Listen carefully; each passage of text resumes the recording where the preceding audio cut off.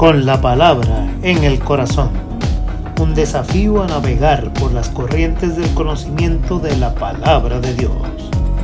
No se despeguen, que ahora comienza con la palabra en el corazón. La paz del Señor esté contigo en este momento. Has decidido compartir la palabra del Señor. Has decidido crecer espiritualmente a través del estudio de la Biblia. En este momento, los hermanos Richard López y Sandra Torres te presentamos la lección número 22, Fe y Transformación, en lo que hemos llamado con la palabra en el corazón. Esta lección de fe y transformación tiene su base en Romanos 12, los versos del 3 al 8. Y su texto para recordar está en Romanos 12, 6 y dice así: tenemos pues diferentes dones, según la gracia que nos es dada. Los objetivos de esta lección son los siguientes: evaluar una vida de fe versus a la conformidad con el mundo. Valorar los dones que da Dios y que invitan a la transformación. Identificar un don espiritual y considerar una expresión tangible del uso de este don al servicio de Dios. Vamos a tener una lección interesante tipo taller. Ya vamos a pasar entonces a disfrutarla dentro de un momentito. Vamos a ver el vocabulario con la palabra, el término dones. En los escritos del Nuevo Testamento se utiliza la palabra don para referirse a habilidades de todo tipo que se consideran provenientes de Dios. La expresión o su referencia aparece en catálogos diferentes, mencionados en diferentes lugares de las epístolas paulinas. En 1 Corintios 12, del 1 al 11, y del 28 al 30, el 13, del 1 al 2, y el 8, el 14, 26. En Romanos lo encontramos en Romanos capítulo 12, del 6 al 8, y en Efesios 4, del 11 al 12. A partir de la lectura de la Biblia, no es posible ver los dones, sino como regalos dados por Dios para ponerlos al servicio de la iglesia. Gracias, Señor, por los dones que nos das, y los vamos a estudiar con intensidad en esta lección. Pasemos a la lectura bíblica en el nombre del Padre, del Hijo y del Espíritu Santo.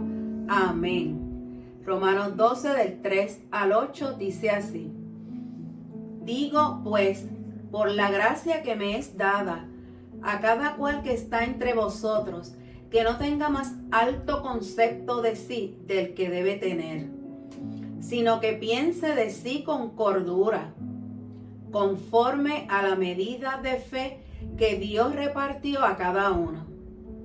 De la manera que en un cuerpo tenemos muchos miembros, pero no todos los miembros tienen la misma función, así nosotros, siendo muchos, somos un cuerpo en Cristo, y todos miembros los unos de los otros.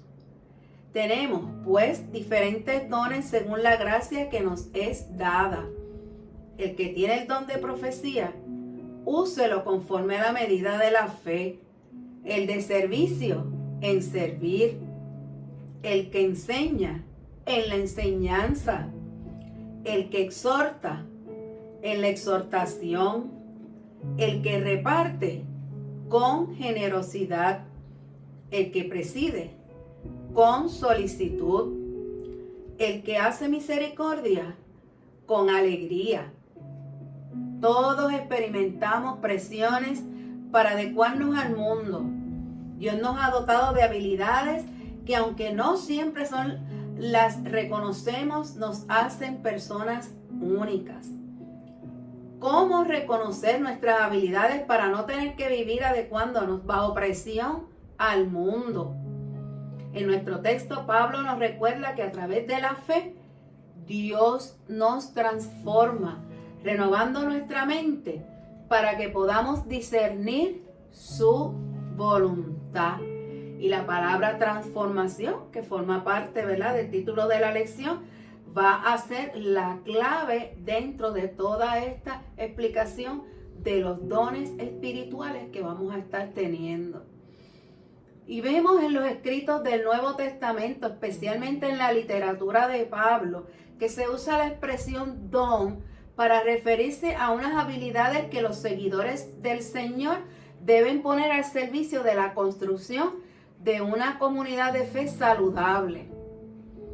Uno de los problemas con el tema de los dones radica en la arraigada creencia de que para que tales habilidades sean reconocidas como provenientes de Dios, estas deben tener un marcado carácter sobrenatural. Para las habilidades no sobrenaturales se suele reservar el término talento.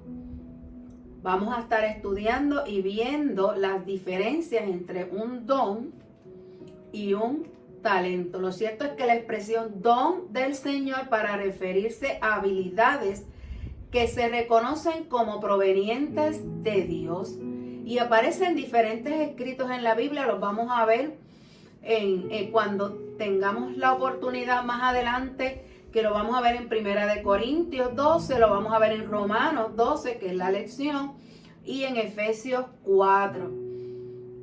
Estas listas, aunque no se parecen en cuanto al lenguaje que se usa, pero se refieren a habilidades reconocidas como dones de parte de Dios y se han conservado en los escritos dirigidos a las iglesias y a nosotros. Así que de aquí vamos a tratar entonces el tema de los dones sin caer en el error de pretender medir la espiritualidad de una comunidad de fe por la presencia o ausencia de un don. Dios da un mínimo, un don a cada persona, mínimo. Pero no podemos ni debemos juzgar lo que por siglos se ha hecho, ¿verdad? Juzgar la presencia o ausencia del don del Señor en la iglesia para pretender decir si es o no es espiritual la persona o el grupo. Esto lo vemos cuando en el verso 1 el autor de Romanos nos dice, Pablo, hermano, nadie tenga más alto concepto de sí. ¿Por qué?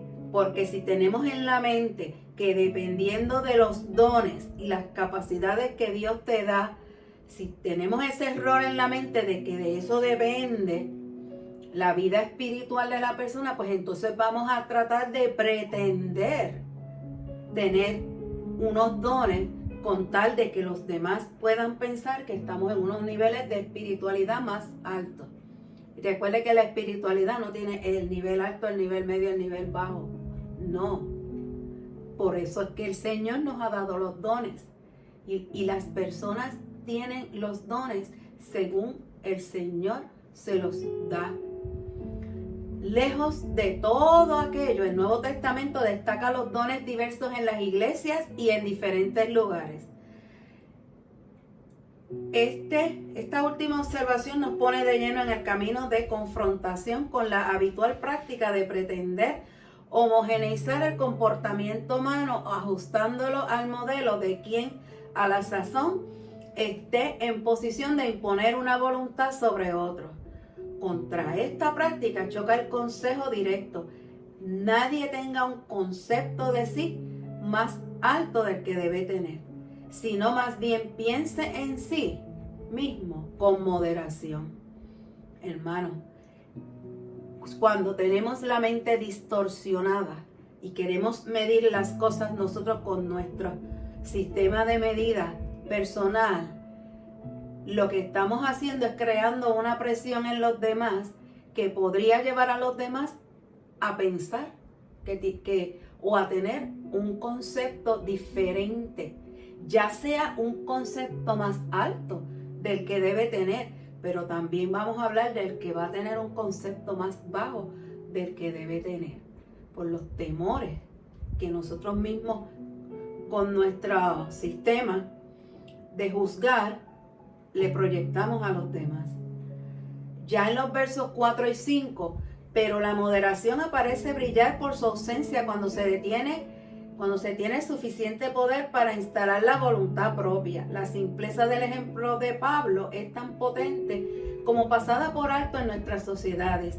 Así como el cuerpo no puede pretender ser un verdadero cuerpo teniendo un único miembro, tampoco la iglesia, cuerpo de Cristo, puede pretender ser verdadera iglesia, homogeneizando los servicios que se prestan desde las habilidades diversas reconocidas como dones del Señor.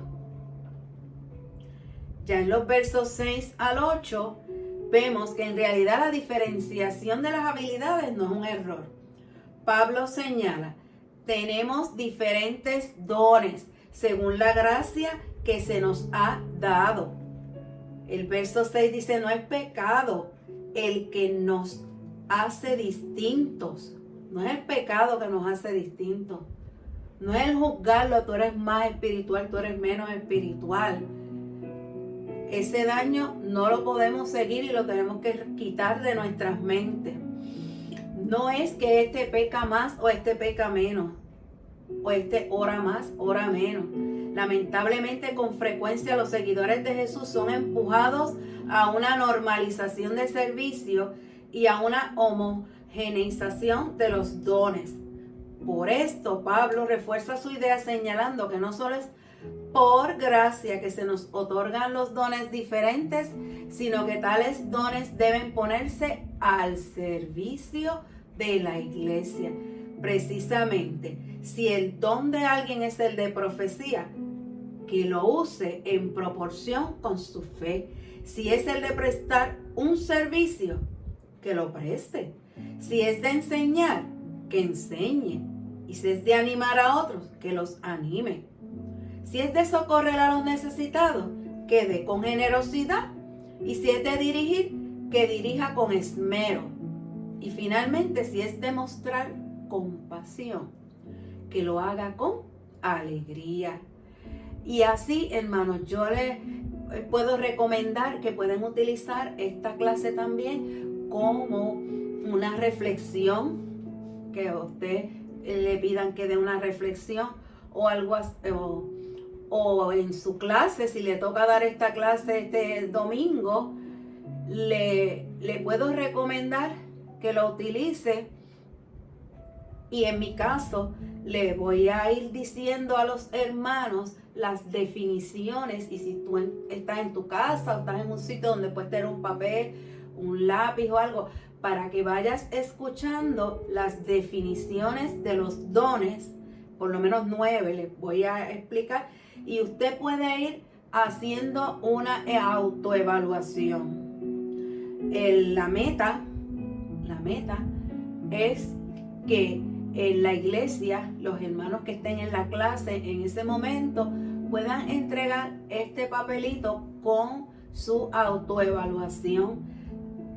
Dice la misma Biblia que a todos el Señor nos dio al menos un don y que nos los dio para que lo pongamos al servicio de los demás, al servicio de la iglesia, para el fortalecimiento del cuerpo de Cristo. Amén. Amén. Entonces podemos ver que ya el primero es que se presenta, es el don de servir. El número 1, servir. Este don de servicio a veces es llamado el don de ayudar. Es la capacidad de intervenir y satisfacer las necesidades prácticas de las personas o de la iglesia como conjunto. El don de servir. El segundo, el don de la enseñanza. Este don es la capacidad dada por Dios para entender y comunicar la verdad bíblica de manera clara y relevante para que haya un entendimiento y aplicación. Disfrutan de personas con el don de la enseñanza, aprendizaje, investigación, comunicación y que ilustran la verdad de la Escritura. El tercero, el don de la exhortación. Exhortación es la capacidad que tiene el Espíritu de edificar a alguien, desafiándolo a mejorar interior y externamente. Este pasaje incluye una fuerte exhortación del mismo Pablo. La iglesia necesita exhortadores para mantenernos a todos en el camino correcto y poder seguir adelante. Así, hermano, el primero, el de servicio, el segundo de enseñanza, el tercero de exhortación. El don de sanidad es el número 4. Algunas personas tienen la fe necesaria para sanar y otras tienen la fe para ser sanadas. El quinto es el don de edificación. El quinto es profecía. La profecía es para edificación o levantar a los oyentes para fortalecerlos en su fe y hacerlos más efectivos en su alcance a los demás. También el don de profecía es exhortar o alentar, que puede incluir amonestación y motivación. Y por último, este don puede ser para consolar o animar a aquellos que se les da la palabra. Amén. El don de profecía tiene esas tres partes.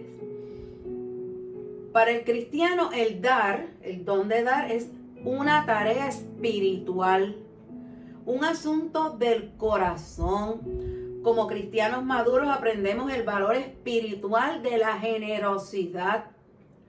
Pablo dice en 2 Corintios 9:7, cada uno debe dar según lo que haya decidido. ¿En dónde? En su corazón. No de mala gana ni por obligación, porque Dios ama al que da con alegría. Y ese debe ser un don que debemos todos tener. El número 7, tenemos ayudar a los necesitados, presidir. Pues me pareció, ¿verdad? No me había dado cuenta que presidir es un don. No me había percatado. Presidir es la capacidad sobrenatural que Dios concede a algunos para guiar, encabezar o dirigir a un grupo de personas o a una iglesia. Un don para presidir. Amén. El 8 es misericordia. Representa el trato compasivo que se da a una persona más allá de sus méritos, en virtud de la expiación de Jesucristo. Nuestro Padre Celestial conoce nuestras debilidades y nuestros pecados, ¿verdad?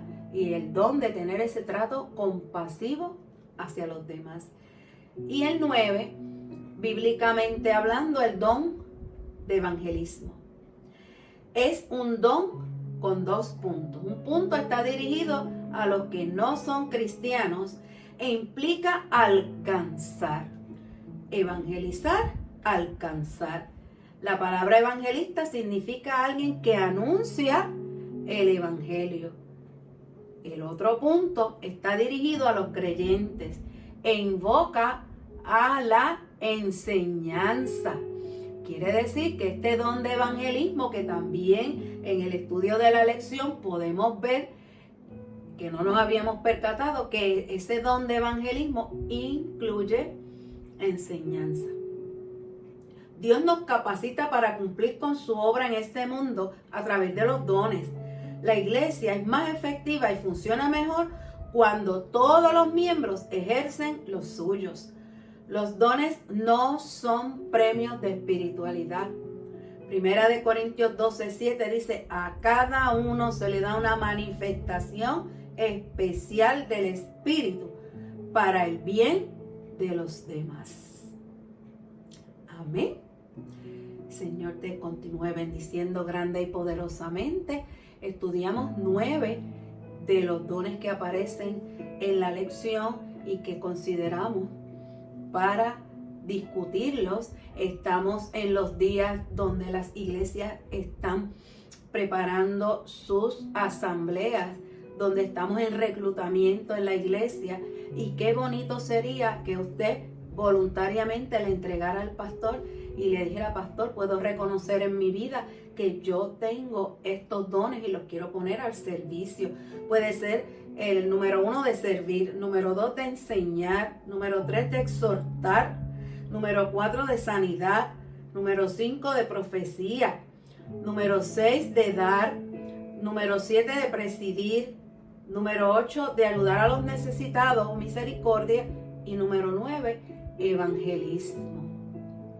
Amado hermano, que el Señor mueva tu vida y tus deseos para que puedas servir como Dios quiere que lo hagamos. En los tribunales de Cristo daremos cuenta de lo que hicimos con nuestros dones espirituales.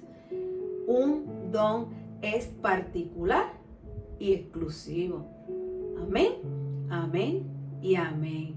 Pues vamos a pasar ahora a la oración que va a aparecer en sus pantallas. Haga esta oración profundamente deseoso de que pueda identificar los dones que el Señor ha puesto en usted y los pueda utilizar como Dios quiere que usted los utilice. Que usted se sienta fortalecido en su fe y se sienta en obediencia ante el Señor. Vamos a orar. Dios de toda gracia, no se acaba tu generosidad para nosotros. Qué gran bendición concedes a tu iglesia al dotarnos de tan diversos dones. Abre nuestros ojos para notar tu mano en esas habilidades que nos das. Y ponnos en ocasión de servirte y a nuestro prójimo con los dones que por gracia nos otorgas. Lo rogamos en el nombre de Cristo el Señor. Amén, amén, amén. Señor sea bendiciendo tu vida. Cuídate. Hemos presentado Con la Palabra en el Corazón. No olviden sintonizarnos la próxima semana y que Dios les bendiga.